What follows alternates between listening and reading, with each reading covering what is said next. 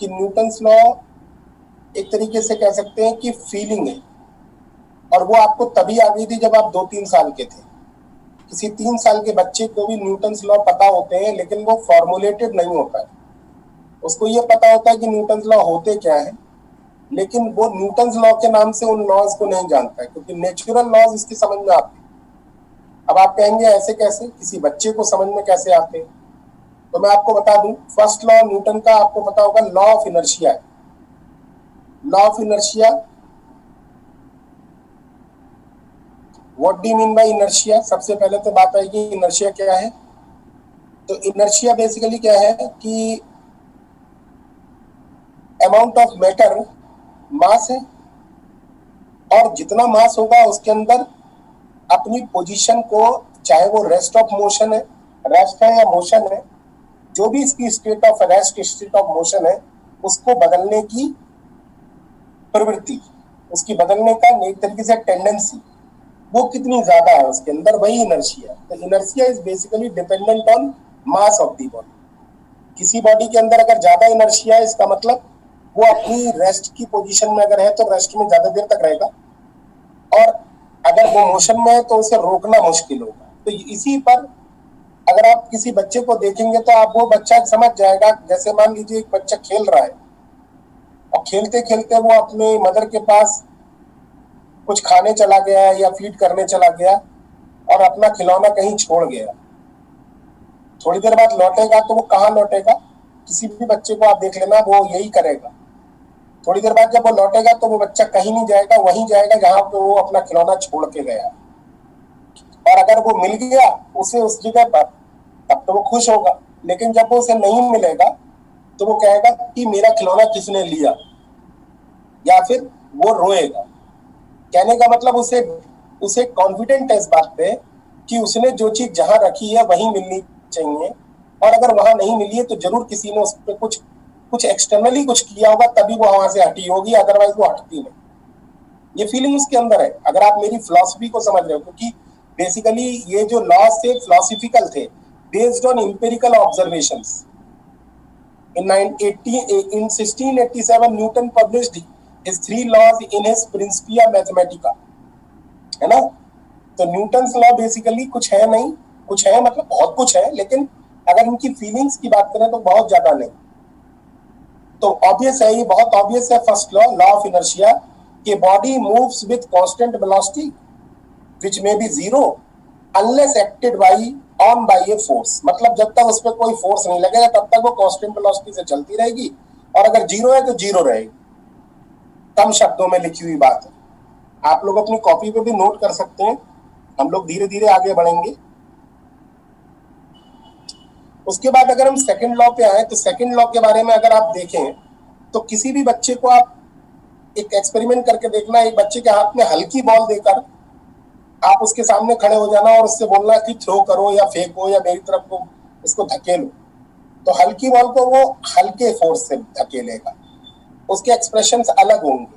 लेकिन अगर उसके हाथ में अगर कोई भारी चीज होगी तो उसके एक्सप्रेशंस अलग होंगे। वो जानता है कि ये चीज भारी है, इसको फेंकने के लिए मुझे ज्यादा फोर्स की जरूरत पड़ेगी।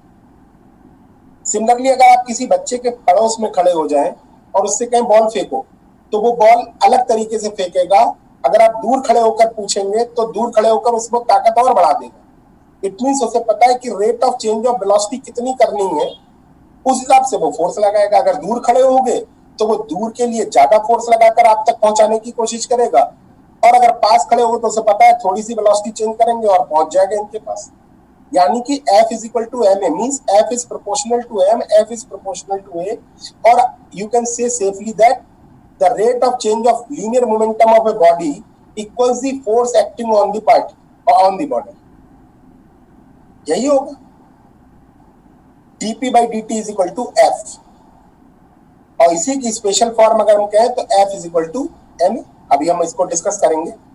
थर्ड लॉ की अगर बात करें, third law, for every force one on one body there is an equal and opposite reaction और equal and opposite force on another body. ये सबको पता है कि एक्शन के बराबर रिएक्शन होती है, नो डाउट, आपको पता होगा। लेकिन किसी बच्चे को भी पता होगा, ये बात आप सोच के देखना, कि कोई भी बच्चा ये जानता है कि दीवार पर अगर सर मारेंगे तो उसके सर में चोट लगेगी। अगर वो कहीं पर हाथ मारेगा तो उसके हाथ पर भी चोट लगेगी। और वो कैसे सीख रहा है, ये सब चीजें वो एक्सपेरिमेंट कर करके सीख रहा है। वो पहली बार जब हाथ मारेगा तो उसको नहीं पता होगा उसको चोट लगेगी, लेकिन थोड़े दिनों बाद उसको फीलिंग आ जाती है कि हाँ भाई, अपना हाथ मारने से अपने को भी चोट लगती है। तो कहीं ना कहीं उसके अंदर वो आइडिया भी है कि इक्वल एंड अपोजिट रिएक्शन है, लेकिन वो वेल फॉर्मुलेटेड नहीं होता है। उसके बचपने में वो चीजें बहुत ऐसे नहीं होती कि first law, second law, third law, और ये न्यूटन ने दिए। अगर ऐसा होता तो बच्चा बड़े होने से ही मना कर देता। तो कहने का मीनिंग मेरा ये है कि ये लॉज कोई बहुत ऐसे लॉज नहीं है जो आप समझ नहीं सकते, इनको अपनी फीलिंग्स में बैठा नहीं सकते। लेकिन इन तीन लॉज में एक बड़ी खूबसूरत बात छुपी है कि कहीं ना कहीं न्यूटन्स लॉ से ही फोर्स की डेफिनेशन दी गई। अगर आप देखें तो first law gives the definition of force qualitatively, means law of inertia gives definition of force qualitatively.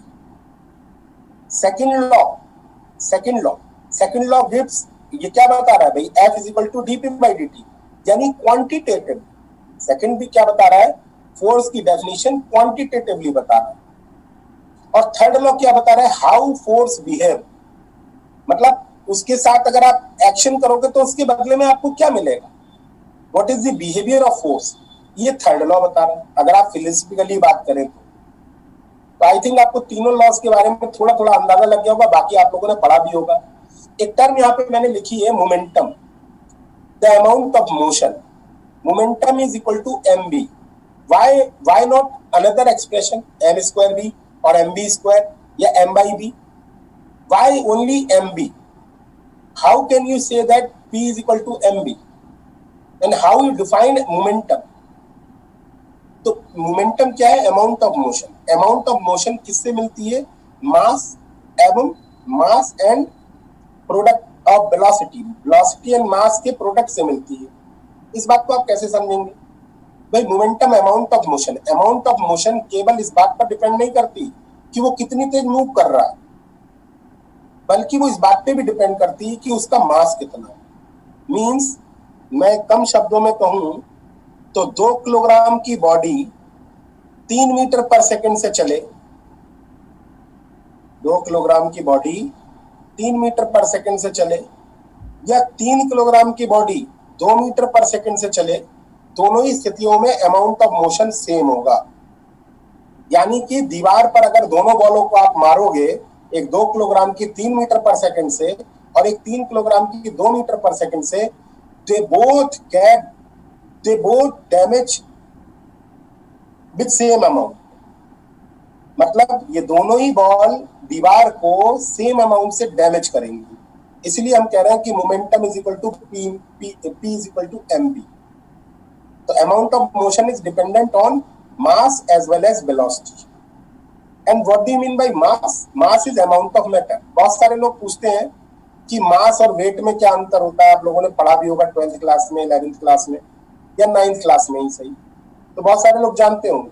मेरा क्वेश्चन आप लोगों से ये है कि क्या मास को आप डायरेक्टली मेजर कर सकते हैं? क्या आप किसी तराजू से, किसी स्केल से,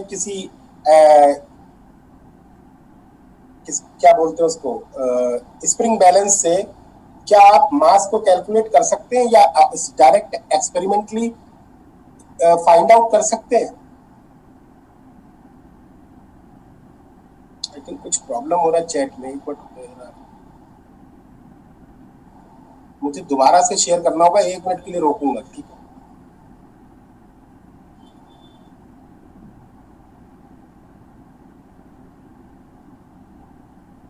कई लोगों ने आंसर लिखा है no sir.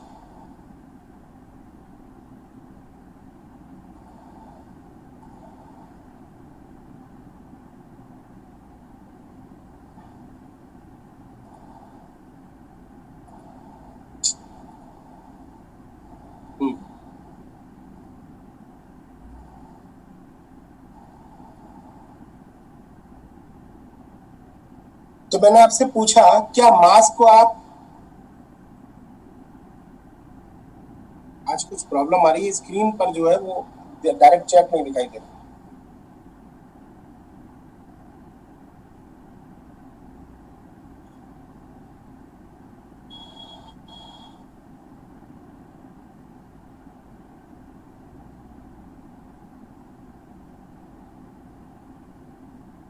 Just a minute.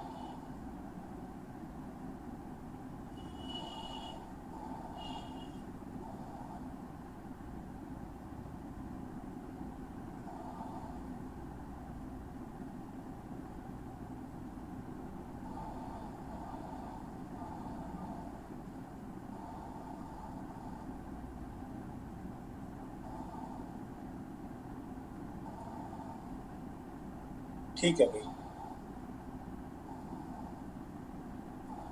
आप लोगों को अनम्यूट कर रहा हूँ। क्या मास को डायरेक्ट आप देख सकते हैं? क्या मास को आप कैलकुलेट कर सकते हैं, डायरेक्ट ऑब्जर्व कर सकते हैं कितना है? No sir. तो डायरेक्ट नहीं कर सकते। आप ग्रेविटी के थ्रू जी से डिवाइड कर कर मास को डिवाइड कर कर डब्ल्यू को जी से आप निकाल सकते हैं। मींस कहने का मीनिंग मेरा ये है कि एक मास तो आप वेट से निकालते हैं, वेट निकाला और उसे जी से डिवाइड कर दिया। जिस भी प्लेनेट पर आपने वेट निकाला उसी प्लेनेट पर जो एक्सेलरेशन ड्यू टू ग्रेविटी है उससे डिवाइड कर कर आपने मास निकाल लिया। इस तरीके से निकाले हुए मास को हम लोग अक्सर नाम देते हैं ग्रेविटेशनल मास। ग्रेविटेशनल मास, हालांकि हम इनकी डिटेल में बहुत नहीं जाएंगे, लेकिन फिर भी बता दें क्योंकि शब्द आएंगे।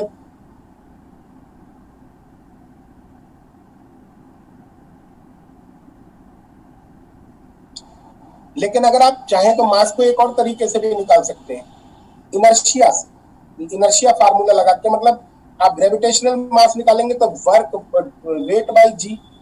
और एक और तरीका है इनर्शियल मास निकालने का, वो किसी भी फोर्स लगाओ, एक्सेलरेशन नोट करो।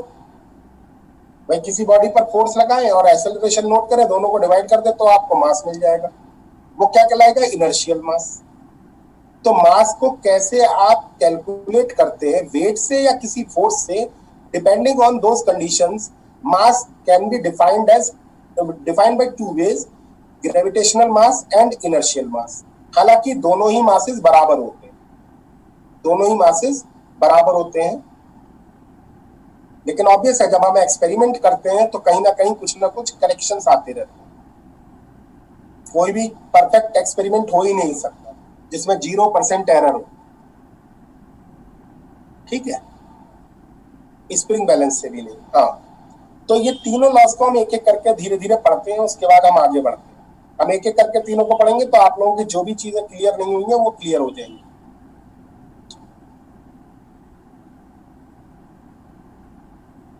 तो फर्स्ट लॉ की बात करें अगर, सबसे पहले the first law gives the qualitative definition of force. First law क्या देता है? Qualitative definition of force. मतलब फोर्स का गुण क्या है, मतलब फोर्स क्या होता है। It also gives the definition of zero force. What do you mean by force whenever it is zero? क्या जीरो फोर्स क्या होता है? जीरो फोर्स क्या होता है? अगर किसी पार्टिकल पर कोई फोर्स ना लग रहा हो तो वो जिस भी स्टेट में होता है, मोशन में होता है या फिर रेस्ट में होता है, वो उसी स्टेट में रहता है। तो it also gives the definition of zero force. It also gives the definition of N inertial frame. Means जिस फ्रेम में ये लॉ सत्य है, जिस फ्रेम में ये लॉ जीरो फोर्स, मतलब जिस फ्रेम में जीरो फोर्स का मतलब कांस्टेंट वेलोसिटी ही है, वो समझ लीजिए इनर्शियल फ्रेम। इनर्शियल फ्रेम बाद में बनाया गया, मतलब बनाया क्या गया, डिफाइन किया गया। मतलब inertial frames are those frame in which Newton's first law are valid. Next one is the first law does not hold in any arbitrary frame. Means ऐसा नहीं है कि फर्स्ट लॉ किसी भी फ्रेम में सत्य होगा, होल्ड होगा, है ना। जैसे नॉन इनर्शियल फ्रेम में it is not valid. An inertial frame is defined as the special type of frame in which the first law holds. मतलब एक तरीके का स्पेशल वो फ्रेम जिसमें न्यूटन्स लॉ वैलिड रहते हैं, वो इनर्शियल फ्रेम। समझ आ गई बात? अभी आप लोग कंक्लूड ना करें प्लीज, समझते रहे, उसके बाद हम लोग कंक्लूड भी करेंगे। आप लोगों को अगर कोई डाउट है तो स्लाइड में नंबर नोट कर ले, हम 2 मिनट बाद फिर से आएंगे बैक। उसके बाद आते हैं हम Newton second law. Newton second law क्या है? Newton second law gives the quantitative definition of force. मतलब न्यूटन सेकंड लॉ क्या देता है? क्वांटिटेटिव, मतलब कितना। वो बताता है कैसा होता है, ये बताता है कितना होता है। तो कितना होता है ये एक्सपेरिमेंटली देखा गया है कि F is equal to dp by dt होता है, rate of change of linear momentum. जहां कहीं भी मोमेंटम में बदलाव होगा वहां फोर्स होगी, उसके लिए रिस्पॉन्सिबल कौन होगा? फोर्स होगा। मोमेंटम में बदलाव कब कब हो सकता है? या तो मास बदल जाए, या वेलोसिटी बदल जाए, या दोनों बदल जाए। क्योंकि मास बदला तब भी p बदलेगा, v बदला तो भी p बदलेगा, और m भी बदला तो भी p बदलेगा।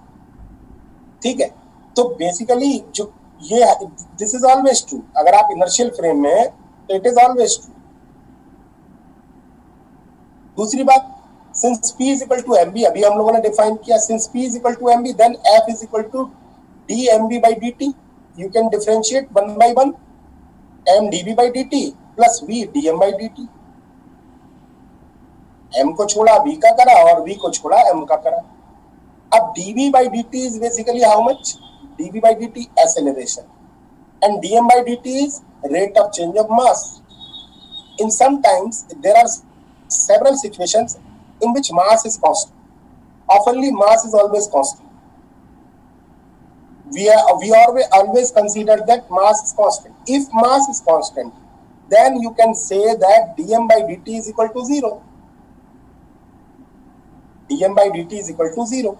And if dm by dt is equal to 0, then and then only you can say that f is equal to m dv by dt. dv by dt is basically a, so f is equal to ma. So here you can say that f is equal to ma is not always true. It is conditionally true when mass is constant. But f is equal to dp by dt is basically always true if you are in inertial frame. Means एक और भी कह सकते हैं बात, f and a are collinear if mass is constant, otherwise not. अगर mass constant है तो f और a एक ही लाइन के अलाउ होंगे, लेकिन अगर मास कांस्टेंट नहीं है तो f और a अलग अलग डायरेक्शन में, मतलब f और a कोलिनियर नहीं होंगे, अलग अलग डायरेक्शन में। चलें आगे बढ़े, लिखते रहे आप लोग। यस सर, एक बार लास्ट स्लाइड दिखा देना बेटा। ये नोट करने वाली बात है तो ठीक है, लेकिन अगर कुछ रह जा रहा है ना तो लास्ट में मैं सबको एक साथ बनाऊंगा, स्क्रीनशॉट ले लेना सब लोग। ठीक है सर, आप लास्ट में दिखा देना। लास्ट में दिखा दूंगा, वैसे लिख लो। चलो अब आपने बोल दिया तो अगली बार से ध्यान रखना, बिल्कुल अंत में दिखा दूंगा सारी स्लाइडें। आप लोग स्क्रीनशॉट लेके आप लोगों का कोई ग्रुप बना हुआ है? आप लोगों का कोई ग्रुप है? Yes sir. तो उस ग्रुप में कोई भी एक बच्चा पीडीएफ बना के तुरंत सेंड कर दे, सबसे अच्छा तरीका है। ठीक है, चले भैया आगे बढ़ाइए। जी sir. so there is a condition where m is constant. कहाँ का m constant है? अगर आप चलते हैं सड़क पर, अगर आप सड़क पर किसी भी रोड पर आप चलते हैं तो क्या आपका मास कांस्टेंट होता है? या चलिए आप जब व्हीकल चलाते हैं, मोटरसाइकिल चलाते हैं या कार चलाते हैं, तो क्या आपका जो मास होता है, अगर आप अपने आप को सिस्टम मान ले, कार प्लस ड्राइवर, तो क्या उसका मास कांस्टेंट होता है? Yes sir. Yes, no. Yes, sir. No, not at all. No. अरे भाई फ्यूल कंज्यूम हो रहा है ना लगातार, फ्यूल कंज्यूम हो रहा है, फ्यूल खत्म हो रहा है गाड़ी के अंदर, और फ्यूल कांस्टेंट है तो एम कहाँ कांस्टेंट है भाई? अगर आपके माथे से just a minute listen to me, अगर आपके माथे से एक बूंद भी पसीने की गिर गई तो आपका मास कांस्टेंट नहीं रहा। इट मींस मास का कांस्टेंट रहना बहुत ही आइडियल सिचुएशन में होता है, लेकिन हम लोग हमेशा क्या पढ़ते हैं? Ideal situations.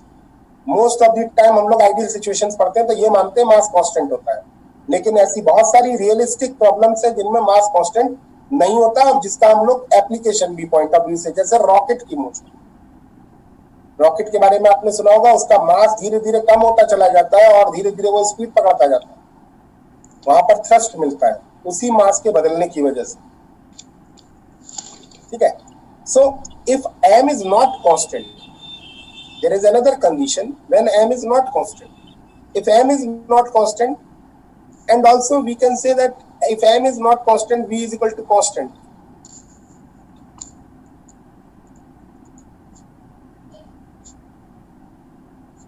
इस लाइन को पहले मैं काट देता हूं, उसके बाद आपको समझाता हूं क्या कहना चाह रहा हूं। If m is not constant, then f is equal to dp by dt is only true, f is equal to ma is not true, क्योंकि फर्स्ट टर्म भी आएगी और सेकंड भी आएगी। लेकिन एक और कंडीशन अगर लगा दूं मैं, जो मैंने हटा दी है, m अगर कांस्टेंट नहीं है लेकिन v को आप कांस्टेंट मेंटेन किए हुए हो, अगर ये दोनों कंडीशंस हैं,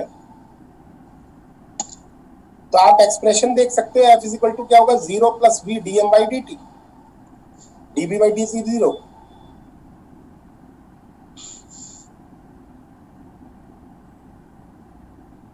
db by dt is 0, so you can say f is equal to b dm by dt। और आपको ये फार्मूला भी याद आ रहा होगा, ये कई जगह पढ़ाया जाता है, कई जगह बताया जाता है कि यही बेसिकली थ्रस्ट भी है, थ्रस्ट का फार्मूला। हालांकि इसके बारे में मैं आपको डिटेल में बताऊंगा बाद में, रॉकेट की मोशन का एक सवाल जब करवाऊंगा तब बताऊंगा, लेकिन f is equal to v dm by dt। अब आप यहाँ देखें जरा, अगर आप इस कंसेप्ट को देखें तो आपको कंफ्यूज कर सकता हूँ। वेलोसिटी कांस्टेंट है तो आप कहेंगे एक्सेलरेशन 0 है, वेलोसिटी कांस्टेंट है इसका मतलब एक्सेलरेशन 0 है। एक्सेलरेशन 0 है तब भी फोर्स नॉन जीरो, तब भी फोर्स नॉन जीरो है, जबकि आपने पढ़ा होगा if a is equal to 0 then f is equal to 0, तो वो तभी सही है ये बातें जब आप f is equal to constant वाली सर्कमस्टांसेस में हो, मतलब जब आपका मास बदल नहीं रहा। I think you all got my point. आगे बढ़ेंगे, अगर mass dm by dt positive है, it means there is a increase in mass with respect to time. अगर ऐसा हो रहा है, जैसे मान लीजिए खाली ट्रॉली है, ट्रॉली के बारे में जानते होंगे आप लोग, एक खाली ट्रॉली है मान लीजिए, और ट्रॉली में लगातार पानी भर रहा है, बारिश हो रही है, बारिश हो रही होगी तो धीरे धीरे ट्रॉली क्या होने लगेगी, भारी होने लगेगी।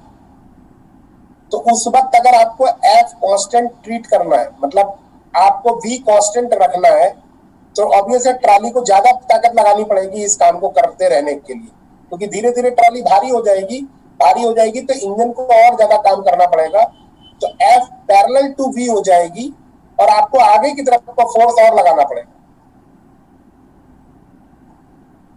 लेकिन अगर dm by dt नेगेटिव है, means rate of change of mass अगर negative, it means mass decreases with time.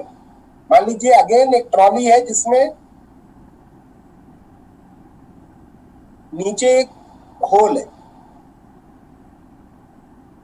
और उस होल में से ट्रॉली में रेत भरा हुआ है, सैंड भरा हुआ है, और उसमें से होल में से सैंड निकल रहा है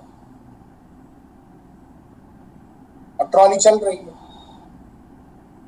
तो आपको फोर्स क्या लगाना पड़ेगा, वेलोसिटी और फोर्स नेगेटिव होगा, मतलब आपको फोर्स की जरूरत नहीं पड़ेगी और आपको क्या करना पड़ेगा, ब्रेक लगाने पड़ेंगे, क्योंकि वरना आगे भागेगी ट्रक, है ना। जितनी हल्की होती चली जाएगी उतना ही ज्यादा। तो कहने का मीनिंग मेरा क्या है, कहने का मीनिंग ये है सिंपली कि मास बढ़ रहा है कि घट रहा है उस पर डिपेंडेंट है। ये हम वेरिएबल मास सिस्टम में आपको 2-3 प्रॉब्लम करवा के आपको समझाएंगे, इसीलिए मैंने ये छोड़ दिया यहीं पर कि वेरिएबल मास सिस्टम जब करवाऊंगा तब बता दूंगा। अभी फिलहाल मास को कांस्टेंट लेके चलते हैं, अभी फिलहाल कांस्टेंट मास लेके चलते हैं, जबकि लास्ट की सिचुएशन जो होगी उसमें हम आपको बताएंगे कि मास अगर वेरी हो तो क्या होगा। किसी को कुछ कहना है यहाँ तक, any doubt? I think no. चलिए आगे बढ़ेंगे, देर नहीं लगाएंगे। Newton's third law of motion, this law gives the information how force react.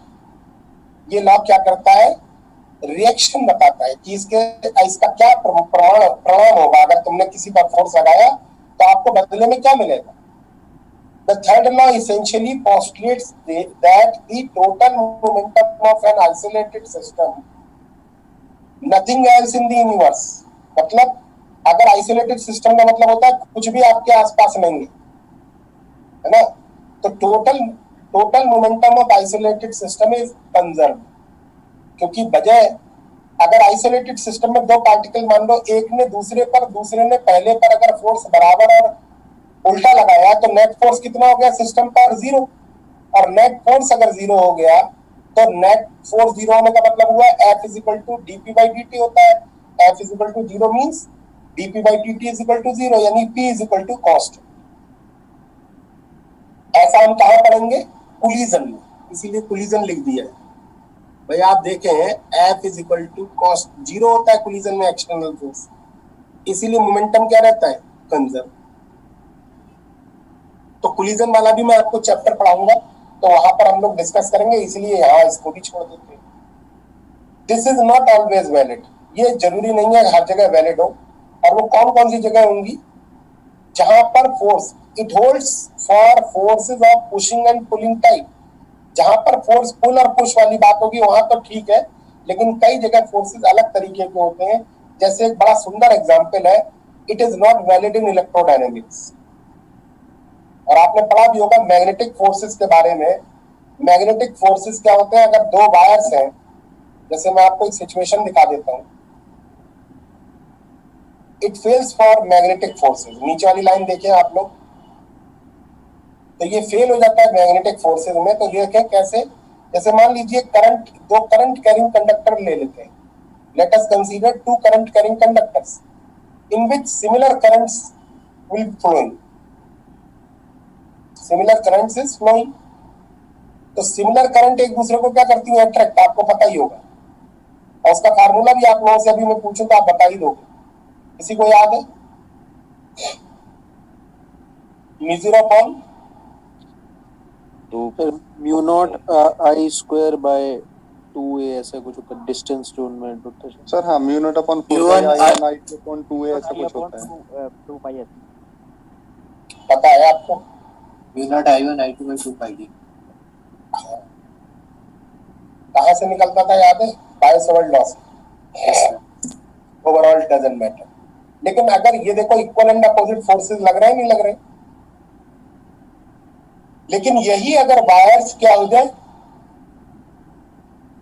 टेढ़े हो जाए, मान लीजिए पैरेलल ना रहे, पैरेलल करंट कैरिंग कंडक्टर ना होके क्या हो जाए, थोड़े से इंक्लाइन हो गए, उस सिचुएशन में क्या होगा, पहले वायर पे फोर्स लगेगा वायर के परपेंडिकुलर, दूसरे वायर पे फोर्स लगेगा दूसरे वायर के परपेंडिकुलर। यही तो होता है right hand Fleming's right hand thumb rule.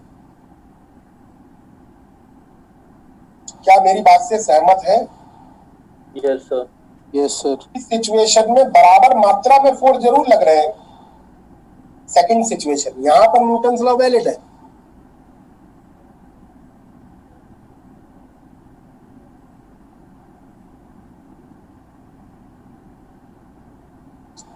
But यहां नहीं,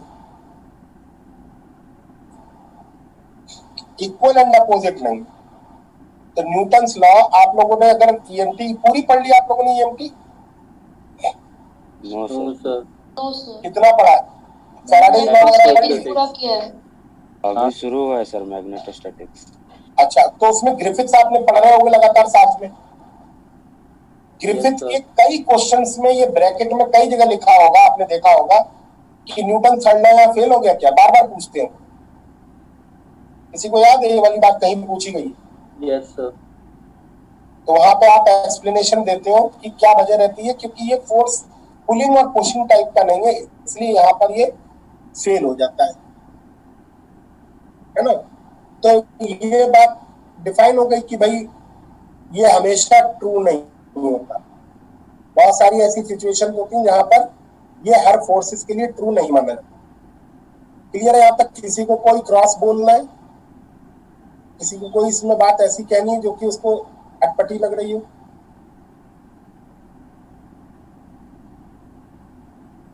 सब लोगों से गुजारिश है, अभी जितने भी पार्टिसिपेंट हैं प्लीज आप रुके रहें क्लास में, बीच में छोड़ छोड़ के ना जाए। चले भाई आगे बढ़े।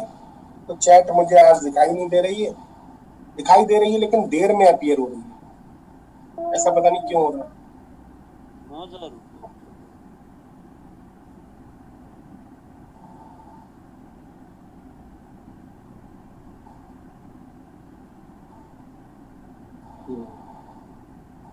अब आना चाहिए वैसे।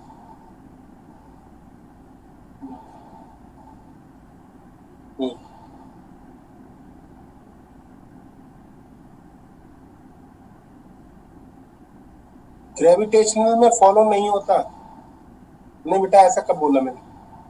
ग्रेविटेशनल फील्ड में फॉलो होता है।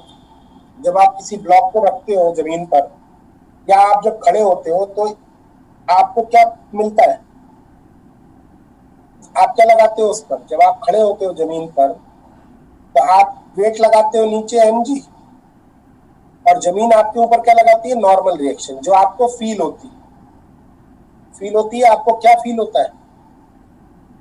आपको अपना वेट फील होता है? आपको अपना वेट फील होता है या नहीं? नहीं होता सर। अपना वेट कभी फील नहीं होता, हमें वेट के रिएक्शन हमें फील होती, क्योंकि वेट हमारा किसको फील होगा? अर्थ।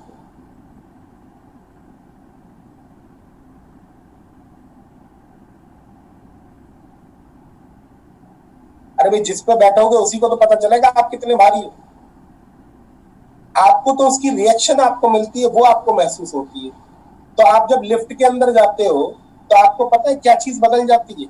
एक्सीलरेटिंग लिफ्ट है अगर, तो आपको लगता है आपका वजन बदल गया, आपका वजन कम हो गया, आपका वेट कम हो गया, वेट गेन हो गया। क्या ये सही बात है?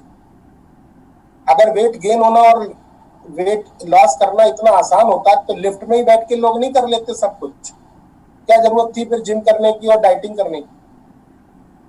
तो वेट नहीं कम होता है, क्या चीज कम होती है? Normal reaction. तो ग्रेविटेशनल फील्ड में बेटा ये वैलिड रहता है, जो भी बच्चा पूछ रहा था। क्या मेरी बात से सहमत है ये सभी लोग? Yes sir. चलिए, अब जब बात फोर्सेस की आ रही है तो फोर्सेस कई तरीके के होते हैं। There are several interaction in the world, several many types of forces in the world, जिनमें से अगर हम ब्रॉडली कैटेगराइज करें तो there are only 4 type of interactions. और आपने न्यूक्लियर फिजिक्स में ये चीज पढ़ी भी होगी कि gravitational interaction, electromagnetic interaction, strong interaction and weak interaction. पढ़ा है आप लोगों ने? Yes sir. उन्हीं को अगर हम और फर्दर क्लासिफाई करें तो जो इलेक्ट्रिकल टाइप के जो फोर्सेस हैं, जो इलेक्ट्रोमैग्नेटिक फोर्सेस हैं, उनकी अगर कैटेगरी देखें तो वो हम डेली लाइफ में लगभग आप लोग जो भी महसूस करते हैं वो या तो ग्रेविटेशनल है या फिर इलेक्ट्रिकल है। और इलेक्ट्रिकल में कौन कौन है? जैसे tensional force, frictional force, normal reaction. तो न्यूटोनियन मैकेनिक्स जो है बेसिकली चारों तरफ किससे घिरी हुई है? इन्हीं तरीके के फोर्सेस से घिरी हुई है। आप चारों तरफ कभी टेंशन आ जाएगी, कभी नॉर्मल फोर्स आ जाएगा, कभी फ्रिक्शन आ जाएगा, कभी ग्रेविटी आ जाएगी। ग्रेविटी ग्रेविटेशनल में पढ़ा देंगे, ग्रेविटेशन और सेंट्रल फोर्स बना के जो चैप्टर है उसमें और अच्छे से पढ़ा दिया जाएगा। सेंट्रल फोर्स वाला पूरा चैप्टर ही है, ठीक है। ग्रेविटेशन उसी में और थोड़ा अभी डिस्कस कर लेंगे, तो ओवरऑल ग्रेविटेशन भी खत्म हो जाएगा और सेंट्रल फोर्स भी खत्म हो जाएगा। लेकिन ये अक्सर नहीं होती हैं, friction, normal reaction, tension. Tension आप लोगों को पता ही है, जो स्ट्रिंग में डेवलप होती है वो टेंशन होती है। क्यों डेवलप होती है टेंशन? जब आप किसी चीज को खींचते हो, जब आप किसी स्ट्रिंग को खींचते हो तो उनके मॉलिक्यूल्स के बीच की डिस्टेंस, इंट्रामॉलिक्यूलर डिस्टेंस कम, ये ज्यादा होने की कोशिश करती है। क्योंकि हम ये जानते हैं कि जो मॉलिक्यूल्स होते हैं वो ऐसे बिहेव करते हैं जैसे वो स्प्रिंग से बंधे हुए हैं। तो स्प्रिंग की खास बात होती है, उसे खींचोगे तो भी उसे वापस आना है और उसे दबाओगे तो भी उसे वापस आना है। मींस दोनों ही दशाओं में उसको कहाँ लौटना होता है? अपनी मीन पोजीशन पे। तो जब आप किसी स्ट्रिंग को खींचते हो तो उनके बीच की इंट्रामॉलिक्यूलर डिस्टेंस बढ़ जाती है। बढ़ जाने से क्या होता है? वो अपनी वापस उसी सिचुएशन में जाने की कोशिश करते हैं। और जब वापस जाने की कोशिश करते हैं तो जो फोर्स लगाते हैं उसी को कंबाइंडली हम लोग बोलते हैं tensional force. Similarly normal force क्या है? नॉर्मल फोर्स उल्टा है। जब आप किसी चीज को दबाते हो, जब आप कहीं पर पैर रखे मान लीजिए, या ये ब्लॉक रखा गया है इस पे, तो जब आप ब्लॉक रखते हो तो क्या होता है, ब्लॉक जहां जहां टच कर रहा होता है जमीन को, वहां पे ब्लॉक क्या है, जमीन को दबा रहा होता है। दबाने से क्या होता है, इंटरमॉलिक्यूलर डिस्टेंस कम होती है तो ये वापस क्या होता है, वापस जाने की कोशिश करता है। इंट्रामॉलिक्यूलर डिस्टेंस कम होती है तो ये वापस अपनी पोजीशन में जाने की कोशिश करता है, जिसका रिजल्ट ये होता है कि एक नॉर्मल रिएक्शन बना देता है। तो नॉर्मल रिएक्शन बेसिकली दबने की वजह से क्रिएट हुई है, और टेंशन किसकी वजह से हुई है? खींचने की वजह से। दोनों का बिहेवियर दोनों का सेम ही है। समझ में आ रहा है? अब रह गया फ्रिक्शनल फोर्स। फ्रिक्शनल फोर्स क्या है वो अभी मैं डिस्कस करूंगा। तो overall we are always experiencing four type of forces which come up repeatedly in mechanics or daily life. वो कौन कौन से हैं? Gravitational force, tensional force, normal force and frictional force. तो हम फ्रिक्शनल फोर्स को थोड़ा डिटेल में पढ़ लेते हैं। अब फ्रिक्शनल फोर्स क्या है? At the microscopic level, it is actually a very complicated phenomenon. Means अगर आप माइक्रोस्कोपिक लेवल पे इसका एक्सप्लेनेशन चाहोगे तो बड़ा मुश्किल हो जाएगा समझाना। इवन अगर आप देखें तो experimentally scientist first propose by Leonardo da Vinci. ये आप सोच रहे हो मैं ये क्यों बता रहा हूँ? ये बताने से थोड़ा सा आपको क्या है ना, दुनिया अभी पता रहेगी कि भाई अब भाई लियोनार्डो दा विंची जब बता रहे हैं चीज को तो आपको मान लेना पड़ेगा कि हाँ भाई कॉम्प्लिकेटेड लिखा है तो सर कह रहे हैं तो कॉम्प्लिकेटेड ही मान लो। ठीक है, तो experimentally scientists first proposed by Leonardo da Vinci have found that the forces of limiting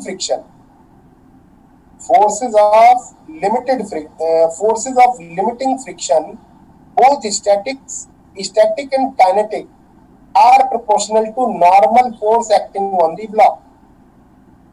या आप लोगों ने पढ़ा होगा लिमिटिंग फ्रिक्शन का जो लॉ होता है वो क्या है? Law of limiting friction. वो सबसे पहले लियोनार्डो दा विंची ने क्या किया? प्रपोज किया एक्सपेरिमेंटली, और ये देखा कि भाई जो फ्रिक्शनल फोर्स डेवलप होगा वो नॉर्मल रिएक्शन के प्रोपोर्शन में होगा। यानी limiting friction is proportional to n। It means limiting friction is equal to n mu n, where mu is a constant which is called coefficient of friction. इतनी बात तो आप लोगों ने लर्निंग्स में ही पढ़ी होगी। अब शब्द आता है एक दिमाग में कि लिमिटिंग क्यों लिखा हुआ है। अगर ये लिमिटिंग शब्द ना लिखे और केवल फ्रिक्शन लिखे तो क्या ये बातें सत्य नहीं है? और what do mean by limiting? तो व्हाई टर्म लिमिटिंग? इसका जवाब ढूंढते हैं। चलिए सबसे पहली बात, एक एक्सपेरिमेंट परफॉर्म करते हैं। अभी मैं वापस इस स्लाइड पे लौटूंगा।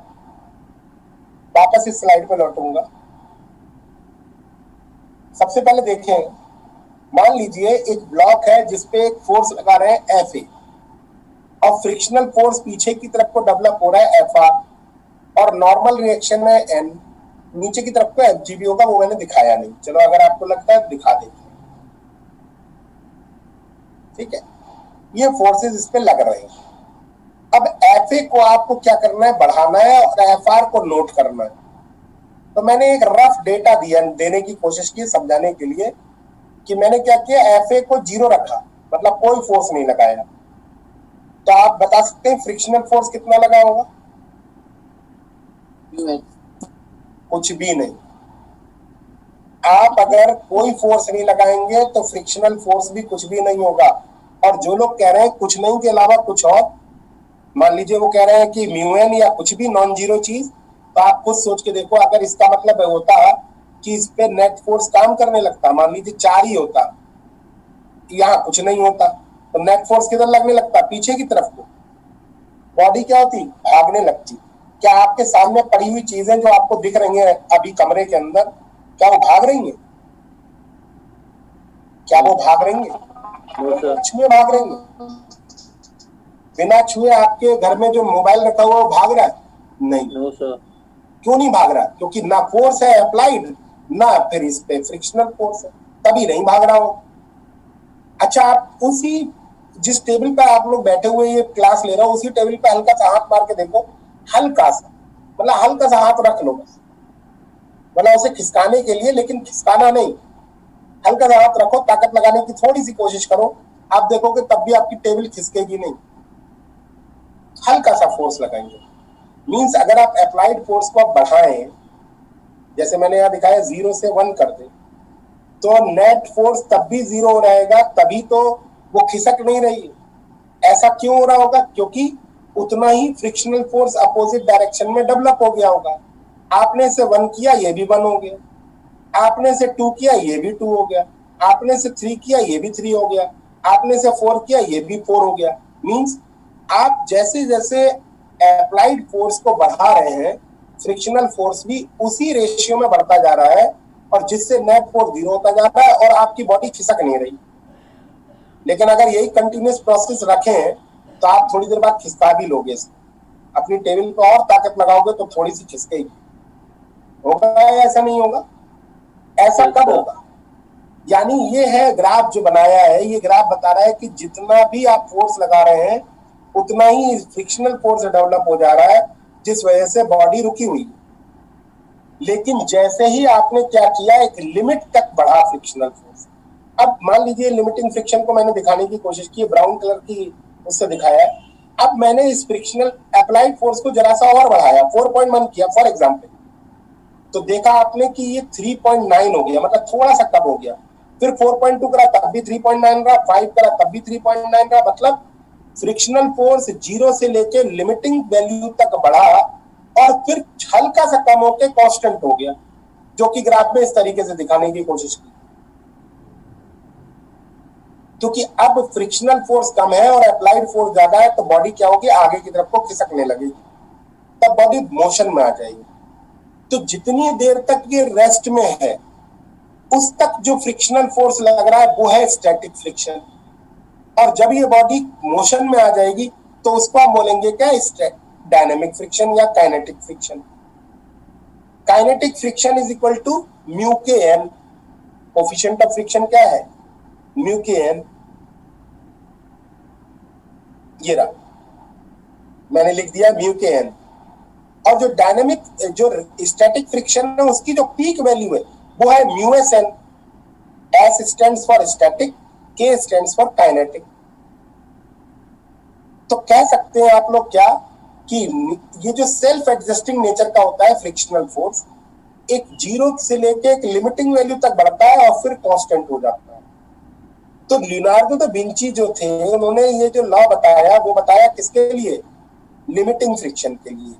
ये नियम किसके लिए बताया, लिमिटिंग फ्रिक्शन के लिए। अब मुझे आप बता सकते हैं स्टैटिक फ्रिक्शन कितना डेवलप हुआ बॉडी में, कितना डेवलप हुआ? अप्लाइड फोर्स जब 0 था, 0 से लेकर कहां तक, एक limiting friction mu s n तक, इतनी दूर तक जो भी कुछ है वो क्या है, स्टैटिक फ्रिक्शन। Static friction. मतलब यहां से लेके यहां तक जो भी वैल्यू है वो सब स्टैटिक फ्रिक्शन। और केवल ये पर्टिकुलर वैल्यू, ये क्या है, डायनेमिक फ्रिक्शन या काइनेटिक फ्रिक्शन। तो डायनेमिक और kinetic friction is mu F के is equal to mu k N. M I correct और नॉट? बहुत अच्छी बात बता रहा हूँ। आप लोगों को लग रहा होगा बड़ी छोटी बात चल रही है, लेकिन इसमें सवाल उलझा देते हैं लोग। बहुत इंपॉर्टेंट बात है, बहुत important. The value of mu k and mu s depends on the nature of surfaces in contact, but mu k is generally less than mu s. Kinetic friction जो होता है वो थोड़ा कम होता है स्टैटिक फ्रिक्शन की तुलना में, और ये बात आप महसूस भी कर सकते हैं अगर आप लोग देखते होंगे। चलती हुई चीज को चलाए रखना आसान होता है, अपेक्षाकृत रुकी हुई चीज को चलाना। जैसे अगर आप एक कार में बैठे हुए या फिर आप एक रिक्शे में बैठे हुए, तो अक्सर आप लोगों ने देखा होगा जब कई सारे लोग बैठ जाते हैं रिक्शे में, तो रिक्शे वाले को थोड़ा हेल्प करने के लिए थोड़ा धक्का दे दिया जाता है, जिससे कि वो किसमें आ जाए, इस रीजन को पार कर जाए। किस रीजन को, इस रीजन को पार कर जाए, वो अपने लिमिटिंग फ्रिक्शन तक आ जाए। उसके बाद लोग कूद कर चढ़ जाते हैं रिक्शे पर, जिससे क्या होता है, उसको थोड़ा कम फोर्स लगाकर उसे खींचने में आसानी हो जाती है। अब डायनेमिक फ्रिक्शन क्या होता है? डायनेमिक फ्रिक्शन मतलब, डायनेमिक मतलब कई तरीके का हो सकता है।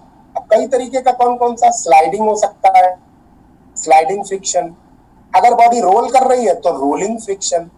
तो देखा गया है rolling friction is much much much lesser than any other type of dynamic friction. Rolling friction क्या है, किसी भी तरीके के डायनेमिक फ्रिक्शन से काफी कम होता है। जब चीज रोल करनी होती है तो आसानी से रोल हो जाती है, क्योंकि उसका पॉइंट ऑफ कांटेक्ट रेस्ट में ही रहता है ड्यूरिंग रोलिंग। मेरी बात को ध्यान से सुनना, बहुत इंपॉर्टेंट बात फिर बोल रहा हूं। During rolling point of contact लगभग रेस्ट में ही होता है। ये दिखाने की कोशिश भी की है मैंने, वो देखें आप जरा। प्योर रोटेशन अगर हो रहा होता है, जैसे आप थोड़ा समझने की कोशिश करना, मेरी हर बात पे ध्यान देना। आप लोग घर में साइकिल होगी, साइकिल को स्टैंड पे लगा दो, स्टैंड पे लगा के घुमा दो, स्टैंड पे लगा के पीछे वाले पहिए को घुमा दो, क्या होगा? प्योर रोलिंग होगी, प्योर रोटेशन होंगे, प्योर रोटेशन। और प्योर रोटेशन में क्या होगा? ये इधर लगेगा, ये इधर लगेगा, ये इधर लगेगा। वही प्योर रोटेशन इसे ही तो बोलते हैं। ये रेड कलर का दिखाया है pure rotation. R omega tangential velocity होगी उसके अंदर, केवल नहीं होगी। मैं दिखाने की कोशिश कर रहा हूं, एक मिनट।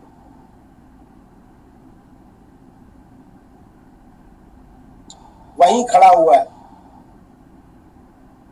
लेकिन अगर प्योर ट्रांसलेशनल मोशन देनी है किसी पहिए को या किसी व्हील को, तो आप कैसे दोगे? उसी साइकिल के पहिए को आपको ट्रांसलेशनल मोशन देनी है, तो कैसे दोगे? कोई बताएगा? उसके पॉइंट ऑफ कांटेक्ट को रख देंगे सर, उसके ब्रेक मार देंगे और उसको धक्का दे देंगे। Very good. उसके पहले जो व्हील है उसको जाम कर लेंगे, या तो लॉक लगा देंगे, लॉक लगा के उसके बाद उसको खचेड़ देंगे, मतलब उसको धक्का देंगे इस तरीके से कि उसका व्हील घूमे नहीं, बस फिसले, है ना? फिसलते वक्त आप बताएं, फिर तो ये ब्लॉक हो गया एक तरीके का। ब्लॉक हो गया मतलब फिसलती हुई चीज में तो सारे पॉइंट की वेलोसिटी किधर होगी? आगे की तरफ हो ना। फिसलती हुई चीज में वेलोसिटी कहां की तरफ होगी? आगे की तरफ नहीं, हर जगह कोई भी पॉइंट। यानी कि जो इसका हर कोई भी पॉइंट, चाहे सरकमफ्रेंस का, चाहे इसके एक्सिस का, सारे पॉइंट क्या होंगे? आगे की तरफ को भाग रहे होंगे। ये ब्लू कलर के जो वेक्टर दिखाए गए हैं, ये इसकी प्योर ट्रांसलेशनल मोशन का दिखाया गया है। आप पीछे देखें और आगे देखें। अब क्या करो, साइकिल को स्टैंड से उतार दो और ताले को हटा दो, ब्रेक हटा दो और चलने दो उसे। खुशी से चलती है। क्या होता है उसके साथ? चलती भी है और घूमती भी, मतलब उसको बोलते हैं रोलिंग। आगे बढ़ रही है और घूम भी रही है। देखा आपने किसी ने रोल होते हुए पहिया? जिन लोगों ने नहीं देखा है वो किसी और कैंडिडेट से बात कर रहे होंगे, वरना आप सड़क पर देख लेंगे सारी चीजें रोल ही कर रही।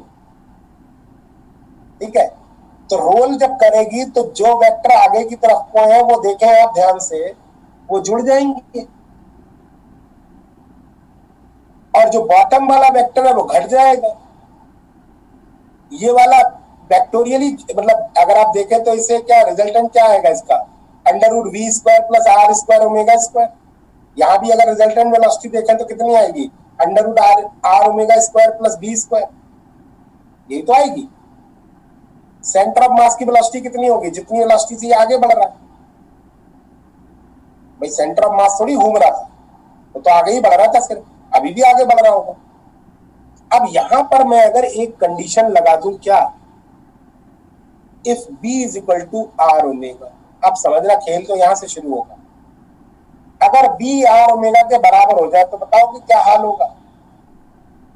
ऊपर वाला वेक्टर दुगना हो जाएगा, नहीं हो जाएगा? रेड वाला और ब्लू वाला बराबर हो जाएंगे तो 2 टाइम्स हो जाएगा। एकदम वेलोसिटी क्या हो जाएगी? आगे की तरफ तो ज्यादा हो जाएगी। और बॉटम वाला वेक्टर क्या हो जाएगा? खत्म हो जाएगा। कुछ यही केस नहीं हो जाएगा जो थर्ड पिक्चर में दिखाया है?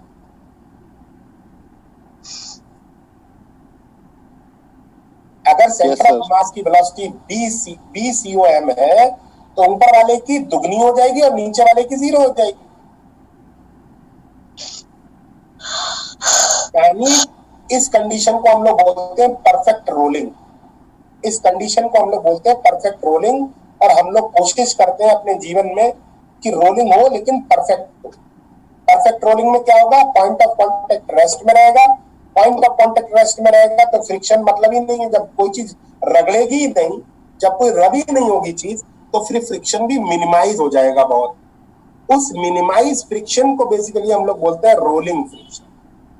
Similarly, rolling friction is also equal to mu r into n, where mu r is called coefficient of rolling friction.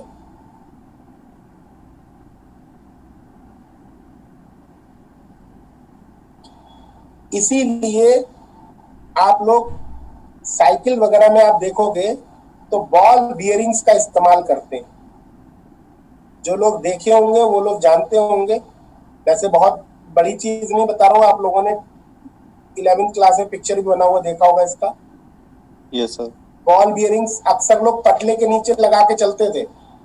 आप लोगों ने अगर यस सर, बचपन में चलाते थे सर। शान मूवी थी, एक शान नहीं सॉरी डॉन या शान, मुझे नहीं पता, अमिताभ बच्चन की। हाँ उसमें सर। वो पटला था जिसमें लोग भीख मांगते थे पहले, तो पटले के नीचे लगा के रखते थे साइकिल के ये बॉल बियरिंग्स। आप लोगों ने देखा, इसी में ओवरहैंडलिंग वगैरह करते हैं। इससे क्या फायदा होता है, दोनों जो सिलेंडर हैं, जिसके ऊपर एक के ऊपर एक रखा हुआ है, वो आपस में ना रगड़ कर क्या होते हैं, उनके बीच में छोटी छोटी गोलियां होती हैं स्टील की, वो रोल करती हैं। और वो जो स्टील की गोलियां रोल करती हैं तो इनमें रोलिंग फ्रिक्शन डेवलप होता है, जिससे स्लिप ना होकर रोल कर जाती है और अपना काम बन जाता है और आराम से साइकिल चलती रहती है। समझ रहे हो नहीं? या आपको अगर कभी भी घर में सामान शिफ्ट करना हो तो मैं आपको तरीका बताता हूँ। बड़े बड़े भारी बक्से आराम से शिफ्ट हो जाएंगे। आप लोग ताकत लगाने की कोई जरूरत नहीं है। आप उसको क्या करो, 2 डंडे ले लो, उसके ऊपर रख लो उसको। 2 डंडे लेके, मतलब डंडे समझ रहे हो ना, 2 डंडे समझ रहे हो, 2 पाइप ले लो, पाइप गोल सर।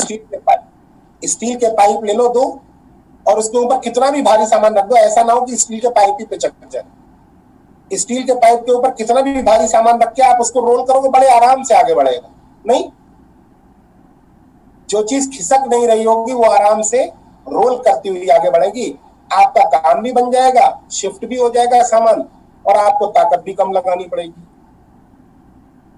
आप लोगों ने देखा होगा कि जब आपको कार रोकनी होती है, या फिर आप लोग जब साइकिल को रोकते होंगे या बाइक को रोकते होंगे, तो आप ब्रेक लगाते हो। ब्रेक लगाने से होता क्या है, अगर आप इस स्लाइड में कुछ बोलना चाहते हो, ब्रेक लगाने से होता क्या है, तो इसी स्लाइड से रिलेटेड बात बोले। क्या होता है ब्रेक लगाने से? फ्रिक्शन डेवलप होता है सर। उसकी कौन सा फ्रिक्शन? सर वो रोलिंग फ्रिक्शन बढ़ जाता है। प्योर ट्रांसलेशनल मतलब रोलिंग फ्रिक्शन नहीं बढ़ जाता बेटा, रोलिंग फ्रिक्शन खत्म होकर ट्रांसलेशनल फ्रिक्शन चालू हो जाता है उसमें। मतलब रोलिंग मोशन खत्म हो जाती है और स्लिपिंग मोशन चालू हो जाती है। स्लिप होने वाला फ्रिक्शन बहुत ज्यादा होता है, इसीलिए बाइक रुक जाती है। जो लोग फिर भी बहुत तेज ले जाते हैं बाइक 100 की स्पीड से, 120 की स्पीड से, तो उनके साथ क्या होता है, वो ब्रेक मारते हैं, स्लिप होती है, स्लिप होने के बाद थोड़ी देर रगड़ती है, उसके बाद गिर जाते हैं और चोट लग जाती है। समझ रहे हो ना? अक्सर देखे होंगे आप लोगों ने रोड पर टायरों के निशान घिसे हुए, तो वो किस वजह से एक्सीडेंट हुआ? वो हुआ इनर्शिया की वजह से। जब आप अपना अमाउंट ऑफ मोशन इतनी लेके चल रहे हो, तब तो आप बचोगे ही नहीं। ठीक है, तो ओवरऑल मेरा कहने का ये मतलब था, आप लोग को रोलिंग फ्रिक्शन समझ में कितना आया, रोलिंग मोशन कितना समझ में आया, ये सेल्फ एडजस्टिंग नेचर का होता है, ये कितना समझ में आया, मुझे नहीं पता। अगर आपको कोई डाउट है फिर पूछ ले आप लोग मुझसे। सर। यहाँ पे जो रोलिंग मोशन ना, वो थोड़ा बता दीजिए परफेक्ट वाला, कैसे वहाँ ट्वाइस भी COM हो जा रहा है। देखो बेटा, ये है रोलिंग मोशन, ये परफेक्ट नहीं है। अगर B बराबर R ओमेगा हो जाए तो परफेक्ट रोलिंग, क्योंकि तब क्या होगा, पॉइंट ऑफ कांटेक्ट रेस्ट में आ जाएगा। अगर B is greater than R omega हो जाए, आप सोचो क्या होगा हाल। अगर B R ओमेगा से बड़ा हो जाए तो स्लिप ज्यादा करेगा और घूमेगा कम, यही तो होगा। कोई चीज घूम कम रही है लेकिन आगे ज्यादा बढ़ रही है। जो ओवर स्पीडिंग के बाद जो होता है, एक्सीडेंट वगैरह होते हैं, वो इसी वजह से तो होते हैं। घूम कम रही है लेकिन स्लिप ज्यादा हो रही है, इनर्शिया की वजह से, तो गिरेगा आदमी कोई भी। और अक्सर एक होता है v is less than r omega. अगर v आर ओमेगा से कम हुआ तो इधर की तरफ को ज्यादा है, मतलब इसके अंदर रोटेशन ज्यादा हो रहा है लेकिन आगे नहीं बढ़ रहा है। तो कभी आप लोगों ने ट्रैक्टर वगैरह से अगर खेतों के अंदर देखा हो, ट्रैक्टर से जुताई होती है जब खेतों में, आप लोगों ने हो सकता है कभी खेत भी ना देखे हो। बहुत सारे लोगों ने देखे तो देखे हैं सर। पहिया स्लिप हो जाता है सर, कीचड़ में पहिया स्लिप होने लगता है गोल गोल। तो यही कंडीशन होती है जो ये खेतों में ये वाली कंडीशन डेवलप होती है कि तो चलाया भी। हाँ, चलाए भी अच्छी बात है। वी कम होता है लेकिन आर ओमेगा खूब होता है, घूम खूब रहा होता है लेकिन आगे नहीं निकल पा रहा होता है ना। तो ये सिचुएशंस ना हो, वो वाली कंडीशन क्या है, वो उसका नाम है परफेक्ट रोलिंग। और वो तभी हो सकती है जब बी बराबर आर ओमेगा हो, जब स्मूथली हैप्पीली चल रहा हो वो ट्रैक्टर। वो कंडीशन ये पिक्चर में दिखाई है सी वाले। मेरी बात से सहमत है आप लोग? Yes sir. अच्छा, ये नेट में सेक्शन ए में एक बार क्वेश्चन आया था, इसकी स्पीड अगर 20 मीटर पर सेकंड है तो ऊपर वाले की और नीचे वाले की क्या होगी? आंसर 40 और 0। तो ये पार्ट ए में एक बार क्वेश्चन आ चुका है। तो ये बड़ा सिंपल क्वेश्चंस होते हैं, तो वो पार्ट ए में पूछ लिए जाते हैं। पार्ट ए क्या कहलाता है? Research aptitude. इसमें रिसर्च एप्टीट्यूड भी आता है ना। और कोई डाउट? सर इसमें जो आर ओमेगा और वी परपेंडिकुलर हैं, उनके रिजल्ट्स कैसे निकालें? बेटा ये तो आपको वेलोसिटी जोड़नी आती होंगी ये वाली। अच्छा, ऐसे निकल आएगी क्योंकि वेलोसिटी वेक्टर क्वांटिटी है। हाँ ये जी। निकला। इस तरीके का जैम में क्वेश्चन भी आ चुका है। आप ये चीज देखना चाहो ना तो आज ही साइकिल को क्या करना ना, पानी उस साइकिल को चलाते। अच्छा एक काम करना, बहुत मतलब थोड़ा सा खराब काम कह रहा हूँ, साइकिल के नीचे, चलती साइकिल के नीचे कभी अपना हाथ रख के देखना। हालांकि हल्की साइकिल हो, कोई बैठा ना हो उस पर, तो आप देखोगे हाथ के ऊपर से साइकिल उतर जाएगी लेकिन हाथ नहीं हिलेगा आपका। या किसी भी चीज के ऊपर से उतरती हुई निकल जाएगी। लेकिन अगर वही चीज आप ऊपर रख दोगे ना पहिए के ऊपर, तो आपका हाथ भागेगा ऐसे। नहीं समझ में आया कुछ? समझ आ आ गया सर। गया। पता है सर इसका भी। इसका ठीक है। अच्छा, इसमें किसी को कोई डाउट है इस वाली पिक्चर में? ये बहुत इंपॉर्टेंट है और मैं आपको बताऊंगा अभी आगे कि क्यों इंपॉर्टेंट बोल रहा हूँ। बहुत सारे सवाल इससे करवाऊंगा मैं। चले आगे। सर सर एक बार काइनेटिक वाला बता दो। Kinetic friction. हाँ जी सर। काइनेटिक फ्रिक्शन मैंने बताया ना बेटा कि होता क्या है कि जब आप एक पर्टिकुलर लिमिट तक पहुंचते हो फ्रिक्शन अप्लाइड फोर्स की, तो उसके बाद इंटरलॉकिंग खत्म हो जाती है। इंटरलॉकिंग मतलब जैसे फ्रिक्शनल फोर्स किस वजह से डेवलप होता है, इसके कई सारे कंसेप्ट हैं फ्रिक्शन फोर्स डेवलप होने के। उनमें एक ये भी कंसेप्ट है कि इरेगुलरिटीज के बीच में सरफेसेस का फंस जाना। इसका कारण है कौन? फ्रिक्शन। अब एक बार आपने फोर्स लगा के इन इरेगुलरिटीज में से क्या निकाल लिया, अपनी सरफेस को बाहर निकाल लिया, बाहर आ गई, मोशन में आ गई। तो इंटरलॉकिंग तोड़ने में जितना भी जरूरत थी जिस चीज की, वो हो गया, फोर्स लग गया। उसके बाद उस इंटरलॉकिंग को होने नहीं देते मोशन के दौरान, तो कम फोर्स में काम चल जाता है। इसलिए काइनेटिक फ्रिक्शन जो होता है वो लिमिटिंग फ्रिक्शन मतलब स्टैटिक फ्रिक्शन से थोड़ा कम हो जाता है। बात समझ में आ गई? Okay thank you sir. चले भाई, अब टाइम नहीं निकालेंगे, आगे बढ़ेंगे तुरंत ही। तो basically this is called rolling condition. If v is equal to r omega, it is called perfect rolling. It is also mentioned as rolling condition. ये मैं कब आपको बताऊंगा? जब मैं क्लासिकल मैकेनिक्स पढ़ाऊंगा। और जो आप लोग पूछ रहे थे मुझसे क्या क्या, वो देखो under root b to root 2 भी आएगा, ये अंडर रूट 2 भी आएगा, ये 0 आएगा, ये v आएगा और ये 2 भी